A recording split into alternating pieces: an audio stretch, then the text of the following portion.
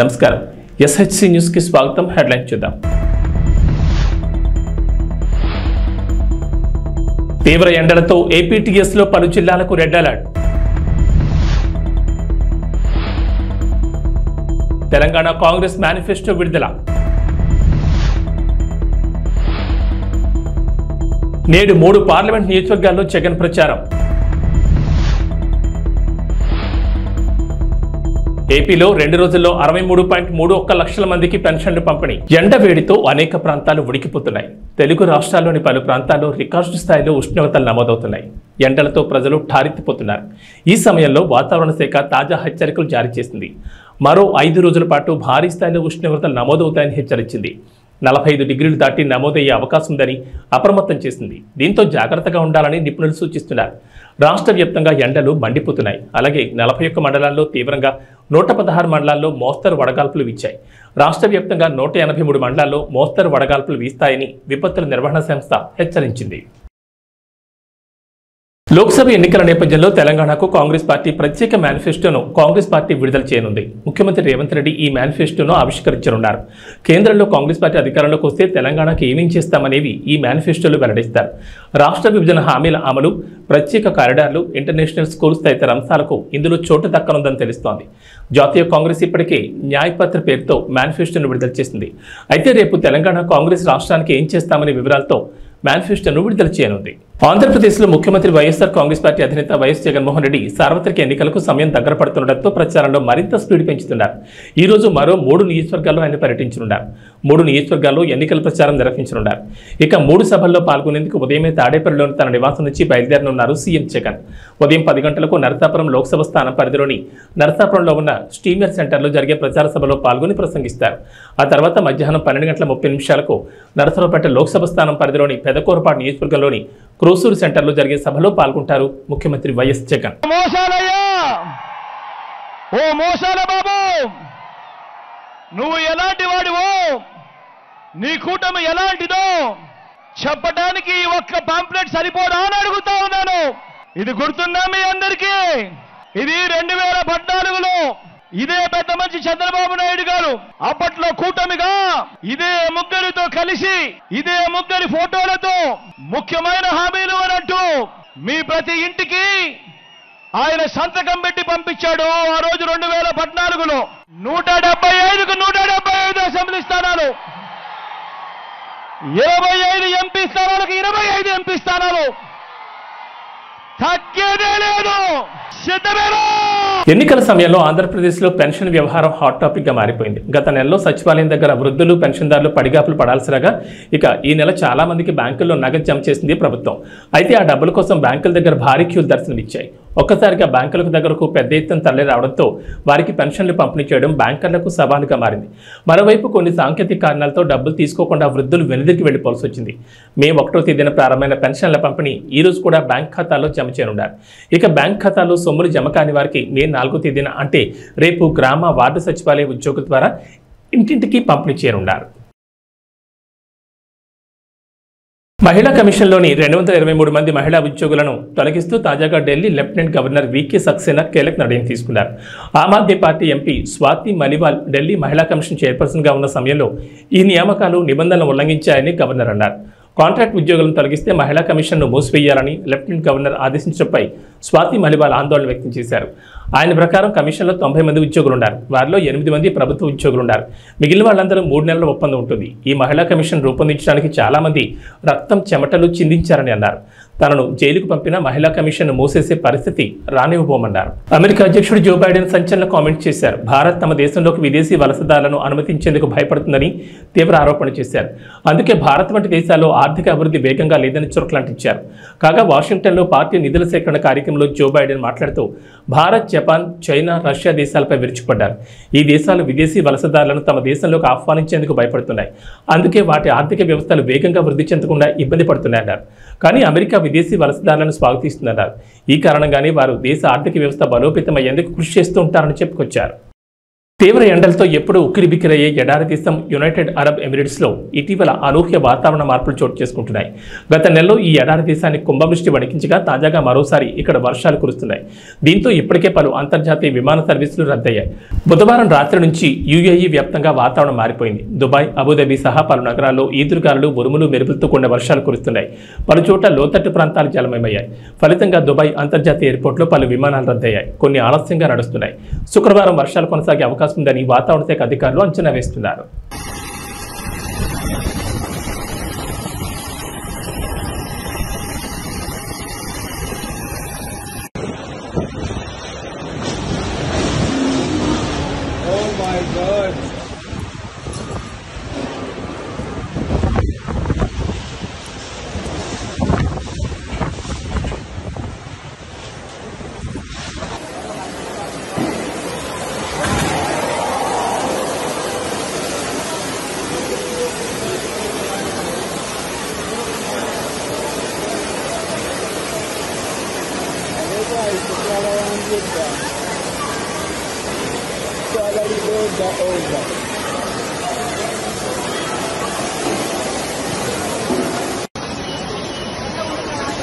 IPL 2024 season అద్భుతంగా కొనసాగుతోంది. దాదాపు సగానికి పైగా మ్యాచ్లు అయిపోయాయి. ఇప్పుడు ప్లే ఆఫ్స్ ఆసక్తికరంగా మారుతున్నాయి. దీంతో మొదటి 4 స్థానాల్లో ఉండాలని ఆయా టీంలు తహతహలాడుతున్నాయి. కాగా గురువారం Sunrisers Hyderabad team Uppal వేదికగా రాజస్థాన్ రాయల్స్తో తలపడింది. ఈ మ్యాచ్ చివరి పంతి వరకు ఉత్కంఠగా సాగింది. 202 భారీ లక్ష్యంతో బ్యాటింగ్ దిగిన రాయల్స్ కేవలం ఒక్క పరుగు తేడాతో ఓడిపోయింది. దాంతో హైదరాబాద్ టీం ఐపీఎల్ పాయింట్ల పట్టికలో 4వ స్థానానికి చేరుకుంది. బంగ్లాదేశ్తో టీ20 సిరీస్లో భారత్ అమ్మాయిలు దూకుడు కొనసాగిస్తున్నారు. మరో 2 మ్యాచ్లు మిగిలి ఉండగానే 5 టీ20ల సిరీస్ను 3-0తో కైవసం చేసుకున్నారు. గురువారం 3వ టీ20లో టీమిండియా 7 వికెట్ల తేడాతో ఆతిథ్య జట్టును చిత్తు చేసింది. మొదట బౌలర్లు కట్టుదిట్టంగా బౌలింగ్ చేయడంతో బంగ్లా 20 ఓవర్లలో 8 వికెట్లకు 117 పరుగులు చేయగలిగింది. కొత్తపేట నియోజకవర్గం పలు గ్రామాల్లో బండారు సత్యానందరావు ప్రచారం భారీ జనసందోహం మధ్య కొనసాగుతోంది. తెలుగుదేశం పార్టీ మేనిఫెస్టో ప్రకటించడంతో మేనిఫెస్టోలోని పథకాలు ప్రజలను ఆకర్షిస్తున్నాయి. దానికి తోడు అన్నదమ్ముల కలయిక కూటమి అభ్యర్థి బండారు సత్యానందరావుకు విజయాన్ని తెచ్చిపెడుతుందని స్థానికులు అంటున్నారు. నియోజకవర్గంలో 4 మండలాల్లో జనసేన, తెలుగుదేశం, భారతీయ జనతా పార్టీ కార్యకర్తలు ఉత్సాహంతో స్వచ్ఛందంగా బండారు గెలుపు కృషి చేస్తున్నారు. కులమతాలకు అతీతంగా అందరినీ కలుపుకుని పనిచేసే వ్యక్తి, సౌమ్యుడిగా పేరొందిన వ్యక్తి బండారు సత్యానందరావు అని ప్రజల్లో నమ్మకం కలిగిందంటున్నారు. గతంలో బండారు సత్యానందరావు 2 సార్లు నియోజకవర్గంలో ఎమ్మెల్యేగా పనిచేసి పలు అభివృద్ధి కార్యక్రమాలకు శ్రీకారం చుట్టారు.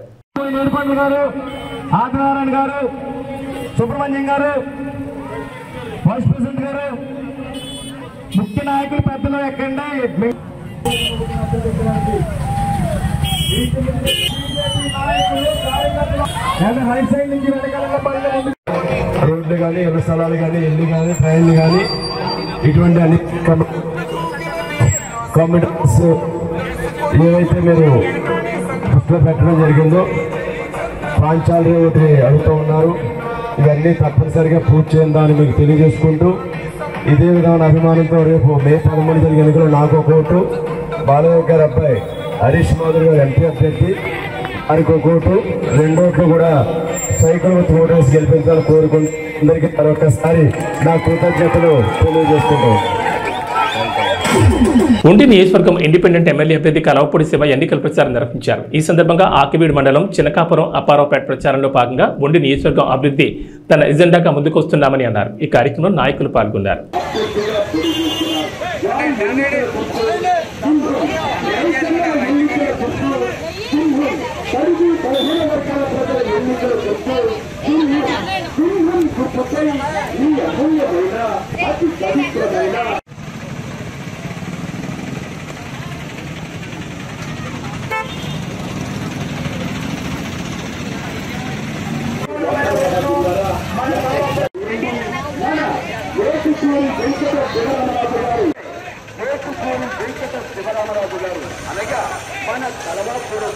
ముద్రగడ పద్మనాభం వ్యవహార శైలిని కూతురు క్రాంతి వ్యతిరేకించారు. కేవలం పవన్ కళ్యాణ్ తిట్టడానికే ముద్రగడని జగన్ వాడుతున్నారని ఆవేదన వ్యక్తం చేశారు. పిఠాపురంలో పవన్ కళ్యాణ్ గెలుపు కోసం తన వంతు కృషి చేస్తానని తెలిపారు. అందరికీ నమస్కారం. నేను క్రాంతి బార్లపూడి, ముద్రగడ పద్మనాభం గారి అమ్మాయిని. పిఠాపురంలో పవన్ కళ్యాణ్ గారిని ఓడించడానికి వైసీపీ నాయకులు ఎన్ని చేయాలో అని చేస్తున్నారు. ముఖ్యంగా నిన్న మా నాన్నగారు ఒక బాధాకరమైన ఛాలెంజ్ చేశారు. పవన్ కళ్యాణ్ గారిని ఓడించి పిఠాపురం నుండి తరిమేయకపోతే ఆయన పేరు ముద్రగడ పద్మనాభం రెడ్డిగా మార్చుకుంటారట. ఈ కాన్సెప్ట్ ఏంటో నాకు అసలు అర్థం కాలేదు. ఆయన ప్రకటన ముద్రగడ అభిమానులకు సైతం నచ్చలేదు. వంగా గీత గారిని గెలిపించడానికి కష్టపడవచ్చు, కానీ పవన్ కళ్యాణ్ గారిని మరియు ఆయన అభిమానుల్ని కించపరిచేలా కామెంట్స్ ఉండకూడదు. మా నాన్నగారిని కేవలం పవన్ కళ్యాణ్ గారిని తిట్టడం కోసమే జగన్మోహన్ రెడ్డి గారు వాడుతున్నారు. ఈ ఎన్నికల తర్వాత ఆయనను ఎటు కాకుండా వదిలేయడం పక్కా. ఈ విషయంలో నేను మా నాన్నగారిని పూర్తిగా వ్యతిరేకిస్తున్నాను. నేను పవన్ కళ్యాణ్ గారి గెలుపు కోసం నా వంతు కృషి నేను చేస్తాను. నమస్కారం. ఎట్టకేలకు శంషాబాద్ విమానాశ్రయంలో ఏర్పాటు చేసిన బోనులో చిరుత చిక్కింది. 5 రోజులుగా చిరుత కోసం అటవీశాఖ అధికారులు గాలింపు చర్యలు చేపట్టారు. దీన్ని పట్టుకోవడానికి 5 బోన్లు 20 కెమెరాలు ఏర్పాటు చేశారు. ఈ చిరుతను నెహ్రూ జూ పార్కు తరలించనున్నారు. జూలో దీని ఆరోగ్య పరిస్థితిని పరిశీలించి అమరాబాద్ టైగర్ రిజర్వ్కు తరలించనున్నట్లు అటవీశాఖ అధికారులు తెలిపారు. చిరుతపులు చిక్కడంతో పరిసర గ్రామాల ప్రజలు ఊపిరి పీల్చుకున్నారు. 5 రోజులుగా వీళ్లంతా ప్రాణభయంతో గడిపారు.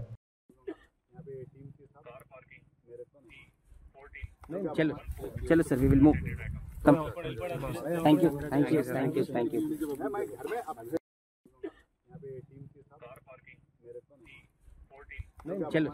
चलो sir, we will move. Come. Thank you.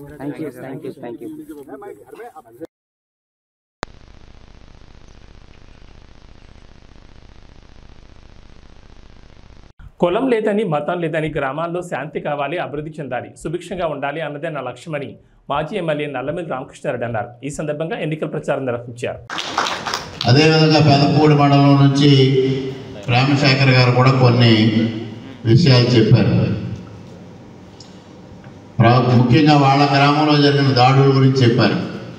వాళ్ళ గ్రామం ఎంత అరాచకమైన గ్రామం ఆయనకి తెలుసు, అందరికీ తెలుసు.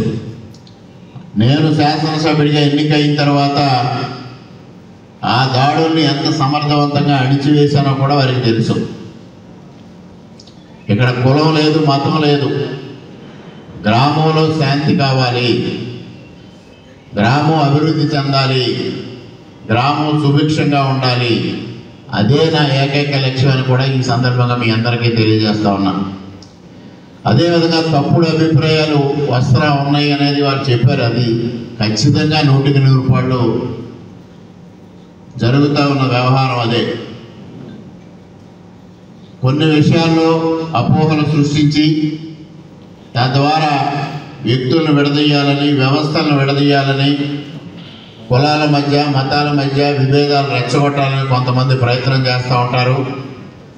దాన్ని మీరెవ్వరూ పట్టించుకోవద్దు అనేది కూడా ఈ సందర్భంగా మా గత చరిత్ర చూశారు. మా తండ్రి గారు ఏ విధంగా పనిచేశారో, నేను ఏ విధంగా పనిచేశానో మీ అందరికీ తెలుసు. అదేవిధంగా తెలుగుదేశం పార్టీ, భారతీయ జనతా పార్టీ పొత్తు ఉన్నప్పటికీ కూడా రాష్ట్రంలో ఏ విధంగా నందమూరి తారక రామారావు గారి పరిపాలన చేశారో, చంద్రబాబు నాయుడు గారి పరిపాలన చేశారో కూడా మీకు చరిత్ర ఉంది. ఆ చరిత్ర ఆధారంగా మాత్రమే నేను ఇవాళ మీ ముందుకు వచ్చి ఇవి అభిప్రాయాలు వ్యక్తం చేయడం జరుగుతూ ఉంది. అదేవిధంగా మండల కేంద్రాల్లో క్రిస్టియన్స్కి కమ్యూనిటీ హాల్స్ కావాలనేది వారు కోరారు. అది బెక్కవోలుకి సంబంధించి ఆ రోజు ప్రయత్నం చేశాం. చివరికి వచ్చేపాటికి అక్కడ ఉన్నది ఒక భవనాన్ని దాన్ని పూర్తిగా రెనోవేట్ చేసి అది ఇవ్వడానికి అంతా రెడీ చేసిన సందర్భంలో ప్రభుత్వం మారడం, అది మరుగున పడిపోవడం కూడా జరిగింది. తప్పనిసరిగా రేపు రాబోయే ప్రభుత్వంలో, ఎన్డీఏ ప్రభుత్వంలో తప్పనిసరిగా మండల కేంద్రాల్లో క్రిస్టియన్స్కి కమ్యూనిటీ హాల్స్ నిర్మాణానికి తప్పనిసరిగా కృషి చేస్తానని కూడా ఈ సందర్భంగా మీ అందరికీ హామీ ఇస్తా ఉన్నాను. అదేవిధంగా పాస్టర్స్కి పక్కా ఇళ్ళు నిర్మాణం గురించి కూడా వారు ప్రస్తావించడం జరిగింది. ఆ సమస్య ఎందుకంటే పక్కా ఇళ్ళు అనేది బడుగు బలహీన వర్గాల వారికి అందరికీ ఇచ్చేదే. దాంట్లో తప్పనిసరిగా పాస్టర్స్ని కన్సిడరేషన్ తీసుకుని మరి ఏదైతే ఇవాళ ఇక్కడ ఒక సంఘంగా పెద్దలందరూ వేదిక మీద ఉన్నారు, వీళ్ళందరి సలహా సూచనల మేరకు ఎవరెవరు అర్హులు ఉన్నారో అందరికీ పక్కా ఇళ్ళు కేటాయించడానికి నాకు ఎటువంటి అభ్యంతరం లేదు. దానికి తప్పనిసరిగా కృషి చేస్తానని కూడా ఈ సందర్భంగా తెలియజేస్తా ఉన్నాను. ఇంకొక ప్రధానమైన అంశం వారు లేవనెత్తింది కోఆప్షన్ పదవులు. కోఆప్షన్ పదవులు ఏవైతే ఉన్నాయో అవి అసలైన మైనారిటీలకు కాకుండా తప్పుడు సర్టిఫికెట్లు తెచ్చుకున్న వాళ్ళకి ఆ పదవులు వస్తూ ఉన్నాయి. ఆ విధంగా కాకుండా అర్హులకు మాత్రమే కేటాయించాలనేది అది చాలా సమంజసమైన డిమాండ్. అది తప్పనిసరిగా అది ఆ విధంగానే ముందుకు వెళతామని కూడా ఈ సందర్భంగా మీ అందరికీ స్పష్టంగా నేను హామీ ఇస్తా ఉన్నాను. ఇక అబ్రహం గారు కూడా కమ్యూనిటీ హాల్స్ గురించే చెప్పారు, అది తప్పనిసరిగా చేస్తాం. అదేవిధంగా రంగంపేట మండలం నుంచి ఏలియా గారు మరి వాళ్ళు కొన్ని ఆయనకున్న ప్రత్యేకమైన పరిస్థితులు, ఆయనకున్న ఆర్థిక ఇబ్బందులు చెప్పారు. మరి వాళ్ళ తండ్రి గారు దావీద్ గారి దగ్గర నుంచి తెలుగుదేశం పార్టీతో సుదీర్ఘమైన అనుబంధం ఉన్న కుటుంబం అది.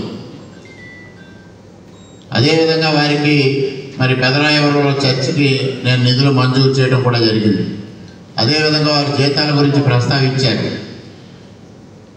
ఇది తప్పనిసరిగా తెలుగుదేశం పార్టీ ఒక నిర్ణయం తీసుకుంది. ప్రతి నెల 5,000 రూపాయలు జీతాలు ఇవ్వాలనేది నిర్ణయం తీసుకుంది. వారు చెప్పారు దాన్ని మేనిఫెస్టోలో పెట్టలేదని. ఇది వచ్చిందంతా డీటెయిల్డ్ మేనిఫెస్టో కాదు, ప్రధానమైన అంశాలు మాత్రమే తెలియజెప్పడం జరిగింది. దాంట్లో కూడా సూపర్ 6లో కూడా పాస్టర్లని గుర్తించడం, వారికి తగిన జీతాలు ఏర్పాటు చేయడం అనేది కూడా సూపర్ 6లో ఆ కార్యక్రమం కూడా ప్రకటించారు. అదేవిధంగా పెన్షన్లకు సంబంధించి బీసీలకి 50 సంవత్సరాలు అన్నారు, అది దళితులకు కూడా వర్తిస్తుంది అనేది ఈ సందర్భంగా మీ అందరికీ సవినయంగా తెలియజేసుకుంటూ ఉన్నాను. ఇక ఎవరైతే ఇక్కడ రెచ్చగొడుతున్న వ్యక్తులు ఉన్నారో, రామకృష్ణారెడ్డి బీజేపీకి వెళ్ళాడు అందువల్ల ఇబ్బందులు వస్తాయేమో అని మాట్లాడే వ్యక్తులు చరిత్ర ఒక్కసారి చూడండి, నా చరిత్ర చూడండి, మీ అందరికీ తెలిసిందే. ఇది పారదర్శకంగా ఉన్నదే ఇదంతా. ఇక్కడ ఈ నియోజకవర్గంలో తూర్పుగోదావరి జిల్లాలో పోలీసులు భారీగా నగదును సీజ్ చేశారు. గోపాలపురం మండలం జగన్నాథపురం గ్రామ శివార్లోని అంతర్ జిల్లాల చెక్పోస్ట్ వద్ద తనిఖీలు నిర్వహించారు. ఈ క్రమంలో హైదరాబాద్ నుంచి విశాఖపట్నం వెళ్తున్న ప్రైవేట్ ట్రావెల్స్ బస్సులో తరలిస్తున్న 2.40 కోట్ల నగదును పోలీసులు గుర్తించారు. దానికి సంబంధించి ఎలాంటి ఆధారాలు లేకపోవడంతో సీజ్ చేసినట్లు దేవరపల్లి సర్కిల్ సిఐ బాలసురేష్ బాబు తెలిపారు.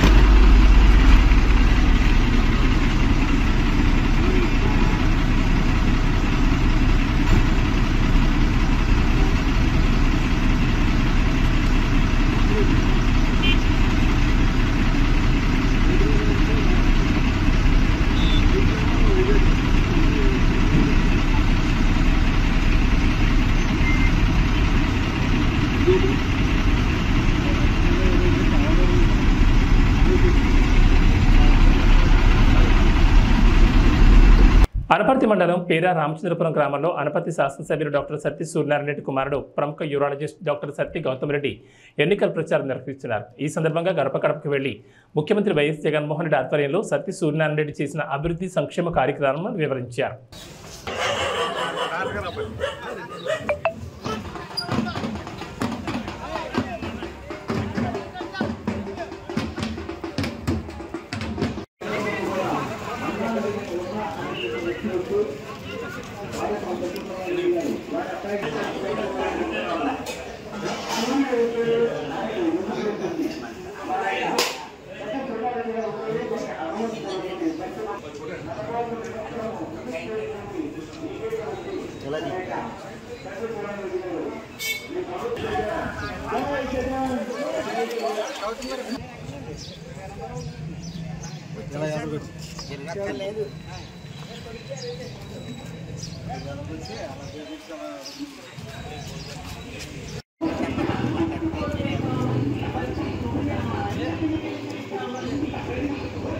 అనపర్తి మండలం దొప్పలపూడి గ్రామంలో అనపర్తి ఎమ్మెల్యే డాక్టర్ సత్తి సూర్యనారాయణ రెడ్డి మరియు సతీమణి ఆదిలక్ష్మి ఎన్నికల ప్రచారం నిర్వహించారు. ఈ సందర్భంగా గడప గడపకు వెళ్లి ముఖ్యమంత్రి వైఎస్ జగన్మోహన్ రెడ్డి చేసిన అభివృద్ధి సంక్షేమ కార్యక్రమాలను వివరించారు. చేయడానికి మీరు కృప చూపించారు. మీకు స్తోత్రాలు. మరలా ఇప్పుడు నేను ఎలక్షన్ కొరకు నీ బిడ్డ నిలబడి ఉంటుండగా దేవా నీ బిడ్డల పక్షంగా మీరు ఉండండి. చక్కని నాయన నా తండ్రి పరిపాలన మీరు నాయన జరగడానికి సహాయం చేస్తారు. అలాగే ప్రభు ఈ సంవత్సరం కూడా నాయన బిడ్డలు నా తండ్రి అత్యధికమైనటువంటి మెజారిటీతో నాయన నీ బిడ్డలు గెలవడానికి మీరు సహాయం దయచేయండి. దానికి ప్రజలందరూ కూడా ప్రోత్సాహకరంగా ఉండడానికి సహాయం దయచేయండి. నీ స్తోత్రాలు. ఒక మంచి నాయకుల్ని మేము ఎన్నుకోవడానికి ప్రభువా నాయన ప్రతి ఒక్కరికి నీ జ్ఞానమును ఆలోచన మీరు దయచేయవలసిందిగా నేను అడుగుచున్నాం. నైనా ప్రతిరోజు కూడా మా అధికారుల కొరకు నైనా అందరి కొరకు మేము ప్రార్థన చేస్తున్నాం. ఇదిగో నీ బిడ్డల నిమిత్తమై ఇప్పుడు ప్రార్థిస్తుంటుండగా దేవా నీ బిడ్డలను మీరు దీవించండి, ఆశీర్వదించండి, వారి ఆలోచనలన్నింటినీ సఫలపరచండి. వీరితో ప్రయాణం చేస్తున్న బిడ్డలందరికీ మీ కాపుదలు ఇచ్చి నడిపించండి. నైనా నా తండ్రి అత్యధికమైనటువంటి మెజారిటీతో నీ బిడ్డలు గెలవడానికి సహాయం దయచేయండి. యాడికి మండలంలోని వేములపాడు నగరూరు గ్రామాల్లో రోడ్ షోను తాడిపత్రి నియోజకవర్గ టీడీపీ అభ్యర్థి జేసీ అస్మిరెడ్డి నిర్వహించారు. ఈ సందర్భంగా గ్రామస్తులు వైసీపీ ప్రభుత్వం వచ్చాక గండికోట నుంచి వచ్చే మంచినీళ్లు మురిగ్గా వస్తున్నాయని అన్నారు. అస్మిరెడ్డి టీడీపీ ప్రభుత్వం వచ్చాక గండికోట నుంచి వచ్చే మంచినీళ్లు తెప్పిస్తామని మాట ఇచ్చారు. ఈ కార్యక్రమంలో టీడీపీ మాజీ MP JC Diwakar Reddy senior నాయకులు పాల్గొన్నారు. నేను ఈరోజు ఎవరిని తిట్టను, నాకు అవసరం లేదు, ఒక్కరిని ఒక మాట అనను. నేను కేవలం మనం ఏం చేశాము, రేపు మన ప్రభుత్వం వస్తే ఏం చేయబోతాం తప్ప అవి తప్ప నేను ఏమీ మాట్లాడదలుచుకోలేదు. నేను ఈరోజు నేను గ్రామ గ్రామం తిరిగాను. దాదాపు 1994, 95 ఆ ప్రాంతంలోనే ఎప్పుడైతే పెదనాన్న గారు రోడ్స్ అండ్ బిల్డింగ్ మినిస్టర్ ఉన్నాడు అప్పుడే మీకు ప్రతి గ్రామానికి రోడ్లు వేశారు. అవునా కదా? ఎక్కడా లేని విధంగా ఎక్కడి నుంచో ప్రతిసారి ప్రతి ఊర్లో కొత్త కోడ్లు వచ్చారు. కొత్తగా వచ్చిన వాళ్ళు ఉన్నారు ఊళ్ళలో.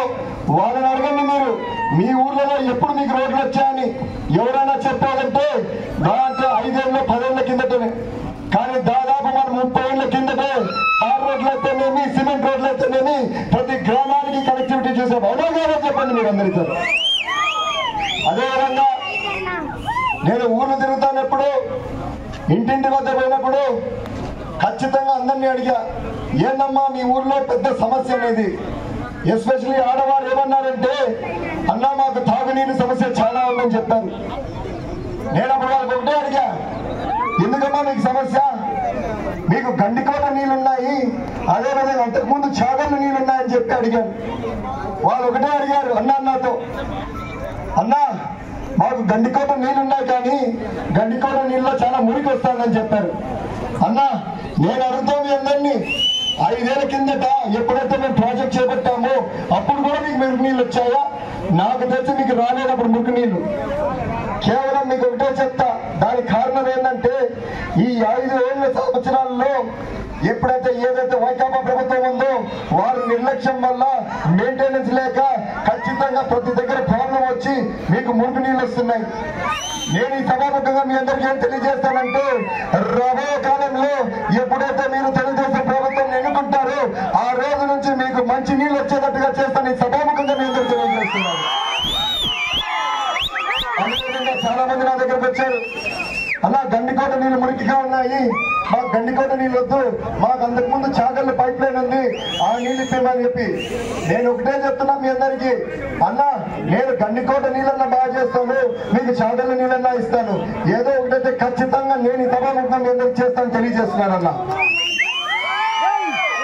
అదేవిధంగా ముఖ్యంగా నాకు ఏం చెప్పారంటే, ఎస్సీ కాలనీలో ఒక రోడ్డు సమస్య ఉంది, కట్టది ఎప్పటి నుంచో. అన్నా ఈ రోడ్డు సమస్య ఏదో కొత్తగా కాదు, 2018, 19 ప్రాంతాల్లో ఎప్పుడైతే మన ప్రభుత్వం ఉండదో అప్పుడే నా దృష్టికి తీసుకొచ్చారు. కానీ ఒక చిన్న సమస్య వల్ల ఆ రోడ్డు చేపట్టలేకపోయినాం. కానీ ప్రస్తుతం నమస్కారం.